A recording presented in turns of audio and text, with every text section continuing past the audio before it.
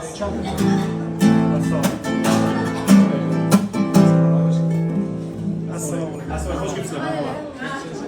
Mahmudlar xonajon, assalomu alaykum. Xush kelibsizlar. Shu qo'shig'im onajon bolalaringizni qalbidagi muhabbat deb qabul qiling. Rahmat otajon, baraka toping. 18 yoshingiz bor. Rahmat, baraka toping. Rahmat.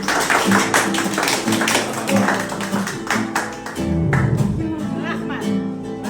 Bemor bo'lsa yarim soat titroq bo'lsin tanamni Robbim ayla ixtiyor xasta qilma onamni ularsiz yashash og'ir tingla bir bor nolimni o'tinaman yo Robbim xasta qilma onamni onajonim onamman mehribonim jonman onajonim onamman mehribonim jonimman yo'q bulardek mehribon tushunarlar odamni jonini ayla omon xasta qilma onamni keltirdilar dunyoga ko'rdi qancha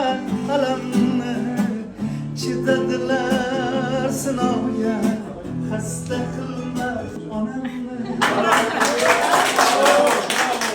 endi bolalaringiz bilan birga aytamiz hammamiz siz uchun onajonim onamman mehribonim jonimman onajonim onamman mehribonim jonimman otamning ko'ngli onajonim onamman otamning suyukli yori eng go'zal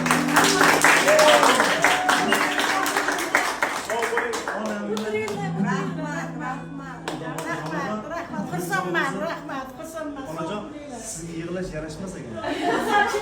Xursandchilik yosh otajon. Akillardan sürpriz bo'ladi, men qonunchilar, молодцы.